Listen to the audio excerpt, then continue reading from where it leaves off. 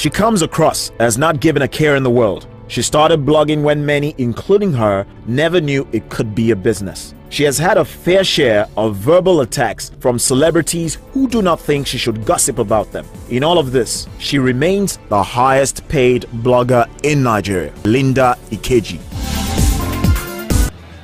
Hi, I'm Linda Ikeji. Young and pretty, hardworking, pace-setter, role model to a lot of people, a hard worker. It's not easy, first and foremost, because it's a lot of work. It's a lot of work. But what keeps it going for me is because I'm very passionate about it. I wake up by 7 to blog, and I sometimes don't sleep till 1 a.m. So it's a lot of work. It's a lot of work, a lot of reading, a lot of... sometimes I have headache, but I have to continue because it's easy. It's easy to climb to number one. It's not easy to stay at number one. For you to maintain that pace, you really have to double your efforts. You really have to work hard. So I don't take it for granted that I'm number one and then relax. I don't take it for granted at all because I spend too much hours.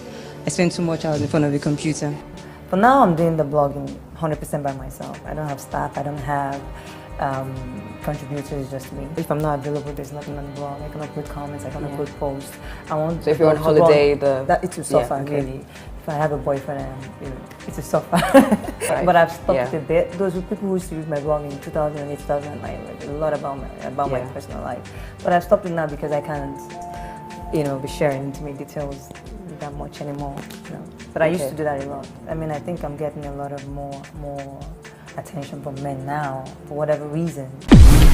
I'm single, unfortunately. I don't know what it is. I'm single. I definitely am looking. I just haven't seen anyone that I want to settle with. Yeah, definitely. I'm hoping it happens soon. What am I looking for in a man? A man who definitely supports what I do is very important. The most important thing is a man who appreciates what I do and supports it. If you don't support it, there's no Linda Ikeji and the person. It's not going to happen. A man who obviously respects women and kind-hearted and has his own money, has a job. That's what I'm looking for. I guess the reason why they like to pick on me is because I'm not anonymous. My blog is Linda Ikeji. People know me. They feel like they have access to me so they can challenge me when I put stuff on my blog or whatever. It's happened a few times. Yes, the one with RMD was really... Practically, I didn't like it because he's one of those people that I really hold in high regard. And the one with Jamaica was unnecessary. I didn't do anything to him to warrant such attack. I'm kind of used to it because I tell myself, because of the kind of job I do, it definitely comes with the territory. It writes about people. Some people might take it personal or be offended by it. So, and the only way they can let you know they're not happy is to come at you on Twitter and say things to you.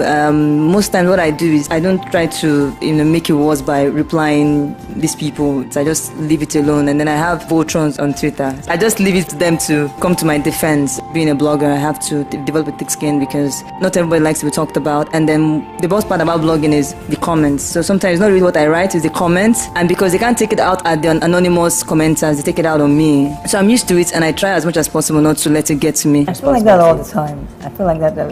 Sometimes I even ask my sisters when they're around me, do you think I should upload this comment? And they say, oh, go ahead or don't or whatever. But like I said, somebody said to me, you have to choose between your readers and the people you talk about. And what I say to the reason why I allow it is I tell myself, these are celebrities. They should by now get used to people talking trash about them. They shouldn't take these things personally because I've read all sort of things about me. I don't bother myself about it. But then everybody can be like me, and there are those who take it very personal. There are those who are very upset, who get very upset about it. So what I do really is I leave the back. Like if they write a story about someone and say, oh, she's fat, or she's ugly, or she's raz, all those things that I know that if they said about me, I won't care about. I'll allow them through. But when they start saying stories, she sleeps around, oh, this is the person she has dated, I'm mentioning, getting very personal. You don't let those. No, I don't. I never allow those comments, and they come. Trust me, they come. Yes. In fact, recently I've been, deleting quite a number of the comments. Like before, I used to put up like a lot of those things, but now I had to tell myself that not everybody's like me. Like I have a thick skin. I really don't care what anybody thinks, because I know myself, I love myself. I don't need anybody's opinion. Life is hard enough. I don't need to make it harder on myself by listening to what anybody thinks. But then I said to myself, not everybody thinks that way. There are people who take this thing very, very personal. Congratulations on your most recent acknowledgement by Forbes as an influential woman in Africa. Are you aware that you've just joined the ranks of Ngozi Okonjo-Iweala, Ellen Johnson Sirleaf, the president of Liberia, and Wangari Maathai, a Nobel Prize laureate, as all these have been endorsed by Forbes? How big of a deal is this for you? It's a huge deal, really big deal. I was very surprised when I was invited for the interview and for the feature. I didn't understand initially why they thought I was, one of the most influential women in Africa. But they gave me their reasons, how I've been able to, in the past few years, been like a game changer online, and I feel very honored that I was recognized, because there's nothing better than people acknowledging what you're doing, people appreciating it. You put a lot of hard work in it, and all you can hope for is that people see it and appreciate it. Find your passion, work hard, work smart, and be patient. I think that a lot of young people these days are not patient. They start something, after a few months or a year or two, and it's not making any profit or whatever, they stop. People who are extremely successful in various businesses now, people who have persevered over time. It took me 4 years to make my money from blogging. Be patient, just start something, put a lot of time, put a lot of effort, be dedicated. Over time, definitely, God has a way of rewarding hard work, so just be patient and persevere. But why I agreed to do this is to meet my fans, to meet my readers who live here, in London and in Manchester. Any opportunity I get to interact with my readers, I take it. So that's basically the reason why I said yes, and I'm really excited. I can't wait to meet them. Yeah, one in London and one in Manchester. I've not been to Manchester, so I'm really excited to go there. But I hear it's 2 hours by train. It's a bit far, but I'm sure you're going to enjoy it. I'm sure I will. I will, definitely. I can't wait to meet my readers there. I believe in what they're trying to put out, because it's very similar to what I'm trying to put out, to take the entertainment industry to the next level. Well, I'm excited because that's never happened to me before. I've never had cameras follow me around. I always wondered what it would feel like to have cameras follow your every move. But I'm really, really excited and looking forward to it, definitely.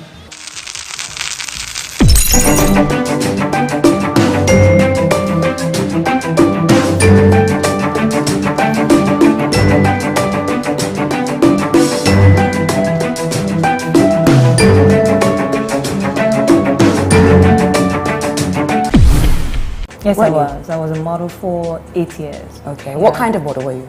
I was a fashion model and photography model. One of the top models in Nigeria from 1998 till 2006. Okay. I stopped modeling because I got too old. I was like 25 plus, going to 26, and I said to myself, there were a lot of 18-year-olds coming on the scene, 20-year-olds, and I was like, okay, and then I'd finished university, done my youth service, and I was like, I've been doing this for 8 years, time to move on and leave it for the young people.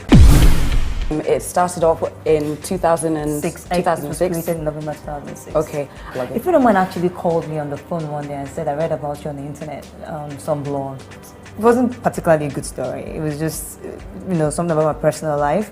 And so I said, send me the link, send me the link. She sent me the link, and it was Bella Niger. And I saw it. That was my first time. That was my first encounter with blog. And I read my story. Then I saw the comments.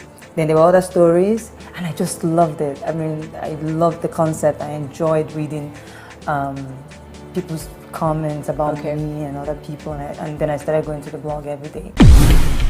I started the blog in 2006, and I didn't start getting that many readers until March 2007. And so I ran the blog for like 4 years without making money. But in August 2010, somebody sent me a mail and said, can I have your advert rates? And I was like, what does that mean? What does it mean?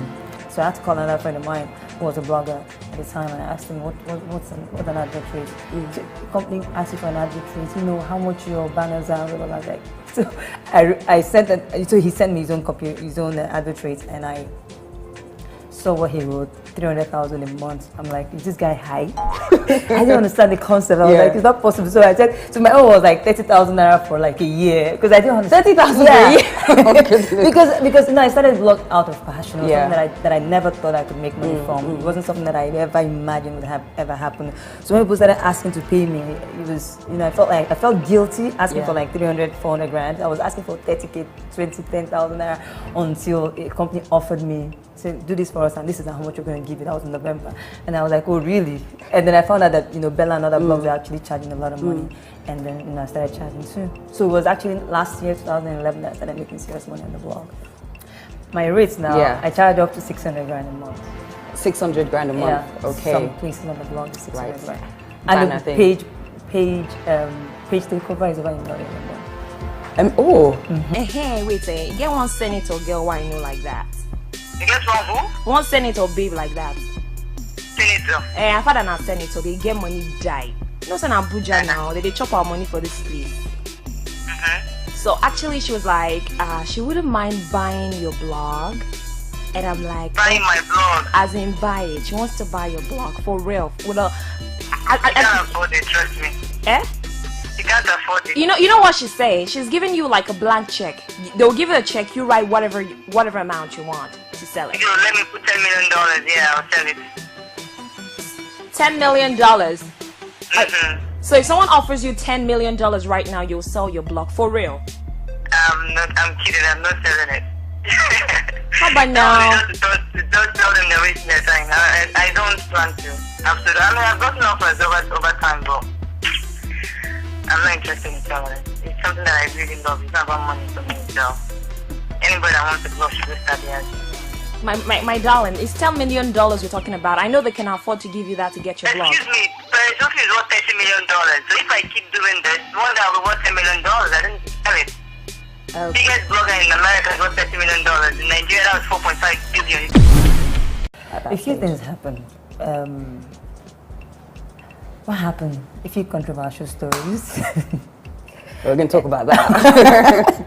A few controversial stories. That's only controversial stories started recently, really. But in those days, it was just, I started like the proper gossip blog. It was just my interest. It was just news, and you know, people call it gossip, but I don't know. It's still gossip, but it was just news about people and that. I've actually read about Blessing on some other online. I think it was in Punch. I read about she was 19-year-old girl who had been in Kirikiri for 4 years for allegedly buying a stolen phone, and I was. And she hadn't been to trial or anything, or she was just. I waited to try in Kirikiri. So after reading the story, I put it on my blog, and I said, I'm not just going to write about this. I'm going to do something about it. And so I got together with some other people, and we managed to get her out of prison. I went to court to make sure I got the lawyers to get her out, and you know, she got out. That was very one recent. of the best days. Of just getting her out of there and then hugging her, and then, you know, the relief, the happiness, the joy. Yeah, it's incredible. Well, Blessing, there's the OK one. OK called me on the phone. OK was the guy that I put on my blog. He needed money for a kidney transplant. Right. Fortunately for me, somebody, the Delta State Government House, reads my blog. She saw it and, you know, told our governor about it. And immediately they called him. They called OK and then flew him to India. And OK called me on the phone and said, I'm going to India tomorrow. I just want to thank you so much, because they told me they saw it on your blog. Thank you so much, you know. So I mean, there are bad things about the blog, but there are some good. I'd rather be self-made, basically helping young girls with business ideas and dreams to help them realize their dreams, help them set up businesses. I used to be a struggling entrepreneur, female entrepreneur, and I know how hard it is to find capital to start businesses. And this is my own way of giving back, because I've been through it. I know how difficult it is to get money to start something you're passionate about. And so I wanted to, especially young girls between 18 and 26 who have great business ideas, who have some kind of talent, that need to be harnessed. So bring them together, talk to them, find out what they need, what they want to do, and help them. Not just help them finance the business, but that's the main the aim of the project. Help them finance the business and also mentor them. If I can get young girls to start their own businesses and be self-sufficient, be entrepreneurs, be independent, they don't have to go and be sleeping around for money. So I'm starting my own money. I'm releasing a 10 million naira grant. I started about a month ago. I met about 1,000 girls, and we shortlisted to about 50 of them. And we are looking at their proposals, their business plans, see those that are viable, those that are serious. And we found some today, and so I'll give them money. It's not a loan. I keep saying it's not a loan. It's my money that I'm dashing to them.